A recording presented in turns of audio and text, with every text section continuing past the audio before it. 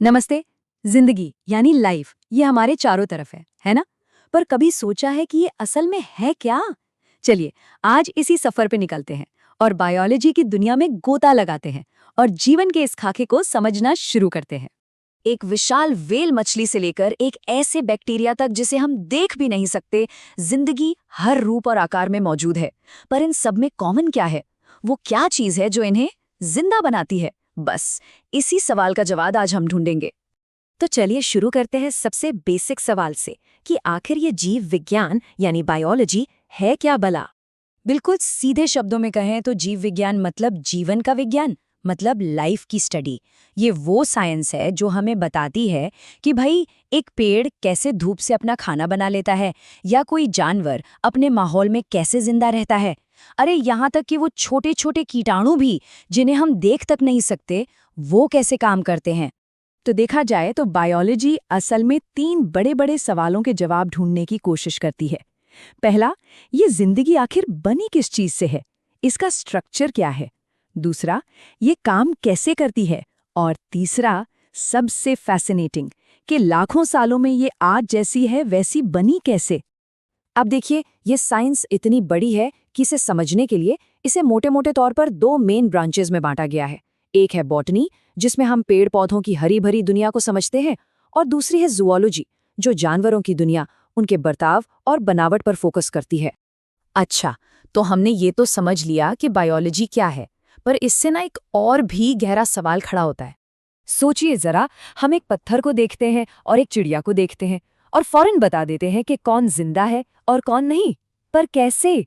हम ये फर्क कर कैसे पाते हैं? आखिर जिंदा और बेजान चीजों में फर्क क्या है? इसका जवाब ना कुछ खासियतों में छिपा है। देखिए, जो चीजें जिंदा होती हैं वो बढ़ती हैं, वो एनर्जी इस्तेमाल करती हैं, वो सांस लेती हैं, अपने आसपास की चीजों पर रिएक्शन देती हैं और अपने जैसे और जीव पैदा करती हैं। और इन सब के पीछे की जो एक सबसे बड़ी वजह है वो ये कि वो कोशिकाओं से बनी होती है। एक पत्थर, वो इनमें से कुछ भी नहीं कर सकता। अच्छा, ये सारे काम करने के लिए ना जिंदा शरीर के अंदर हजारों केमिकल रिएक्शंस लगातार चलते रहते हैं, मतलब नॉन स्टॉप। इसी पूरे प्रोसेस को कहते हैं मेटाबॉलिज्म। इसे आप शरीर का एक केमिकल इंजन समझ लीजिए। अगर ये इंजन चल रहा है तो मतलब चीज जिंदा है। और अब हम आते हैं उस चीज पर जो बायोलॉजी की बुनियाद है, उसका दिल है कोशिका, यानी द सेल, यानी जीवन की सबसे छोटी इकाई। ये बायोलॉजी का पहला और सबसे जरूरी नियम है।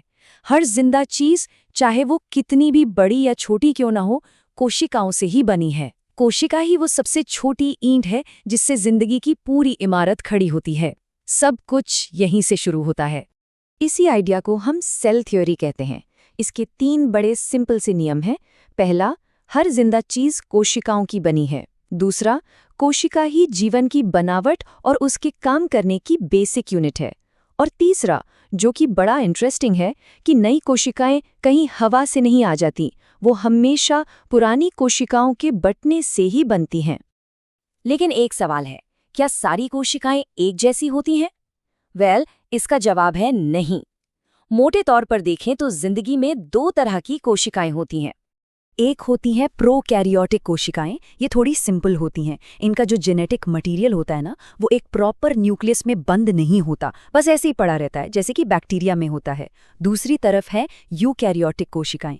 ये ज्यादा कॉम्प्लेक्स होती हैं और इनका डीएनए एक झिल्ली वाले न्यूक्लियस के अंदर बिल्कुल सेफ रहता है, जैसे हम इंसानों में, जानवरों में और पौधों में। तो चलिए अब एक यूकैरियोटिक कोशिका के अंदर एक टूर लगाते हैं और देखते हैं कि इसके अंदर की दुनिया कैसी है। कोशिका के चारों तरफ एक बाउंड्री होती है, एक दीवार, जिसे कोशिका झिल्ली कहते हैं।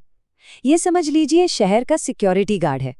इसका काम है ये तय करना कि कौन सी चीजें अंदर आ सकती हैं और किन्हें बाहर जाना है। Everything is controlled. अब ये आना जाना यानी ट्रांसपोर्ट तीन तरीकों से होता है। डिफ्यूजन और ऑस्मोसिस में चीजें बिना ज्यादा मेहनत के, बिना एनर्जी खर्च किए आ जा सकती हैं। लेकिन एक्टिव ट्रांसपोर्ट में कोशिका को बाकायदा एनर्जी खर्च करनी पड़ती है, चीजों को अंदर या बाहर धकेलने के लिए। बिल्कुल वैसे ही जैसे किसी भीड़ में जबरदस्ती अपनी जगह बनानी पड़ती है। अब आते हैं कोशिका के हेडक्वार्टर पर, मतलब न्यूक्लियस पर। ये कोशिका का कंट्रोल सेंटर है, उसका दिमाग है। यहीं पर होता है डीएनए, यानी जिंदगी का पूरा ब्लूप्रिंट। यही तय करता है कि कोशिका क्या बनेगी, क्या करेगी और हम कैसे दिखेंगे। और फिर आता है माइटोकॉन्ड्रिया, जिसे हम प्यार से कोशिका का पावर हाउस कहते हैं। इसका काम है खाने को एनर्जी में बदलना। ये एक खास तरह के एनर्जी मॉलिक्यूल बनाता है जिसे एटीपी कहते हैं।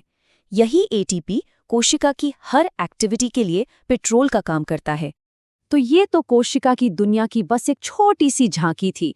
अभी तो बहुत कुछ बाकी है। अगले भाग में हम इसके अंदर मौजूद सभी छोटे छोटे ऑर्गेनेल्स यानी ऑर्गेनेल्स और जिंदगी को चलाने वाले मॉलिक्यूल्स के बारे में और भी डिटेल में बात करेंगे। तो देखा, कोशिका एक छोटे सी चलते फिरते शहर की तरह है, जिसमें हर हिस्से का अपना एक जरूरी काम है। लेकिन जरा सोचिए, इस नन्हे से शहर की दीवारों के भीतर और कितने राज दफन होंगे। अगली बार तक इस पर जरूर सोचिएगा।